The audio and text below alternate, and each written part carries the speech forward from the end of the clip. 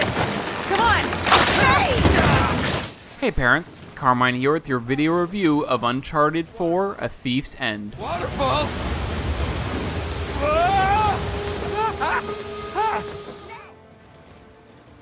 Well, there's good news and there's bad news about Uncharted 4. The bad news is that it's the last Uncharted game that will ever come out until Sony decides to reboot it in 5 years or so. The good news is that it's an awesome final game, easily my favorite Uncharted game and possibly the best game I've played all year so far. If you haven't played the Uncharted games yet, pick up a copy of the Nathan Drake collection and binge your way through the entire series before starting Uncharted 4. There's a ton of references and fan service in this last installment, so it's best to understand those before you jump in.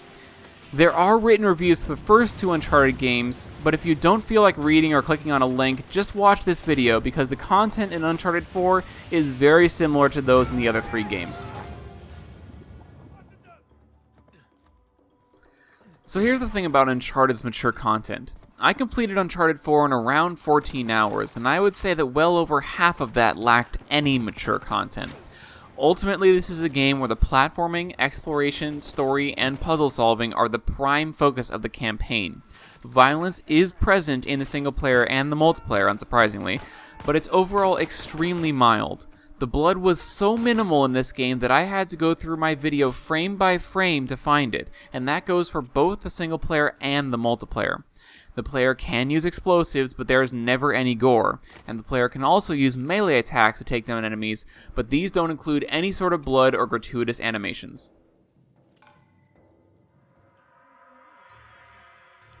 Substance use is present in certain cutscenes and conversations, but is overall pretty mild. Certain characters do smoke, most notably Sully, one of the main protagonists, and characters do drink beer.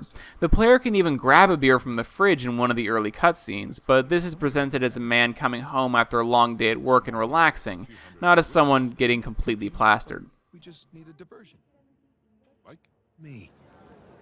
Now this rich asshole comes in on the tail end?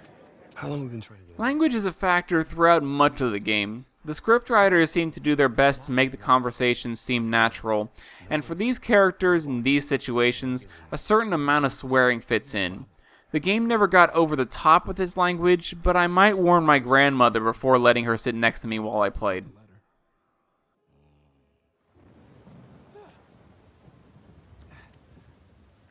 And that's literally it. This game looks and feels a lot like Indiana Jones, so if you're okay with watching that movie, you should be okay with playing this game as well. And like I said, if the content in this review is okay, I highly recommend playing through the older Uncharted games first.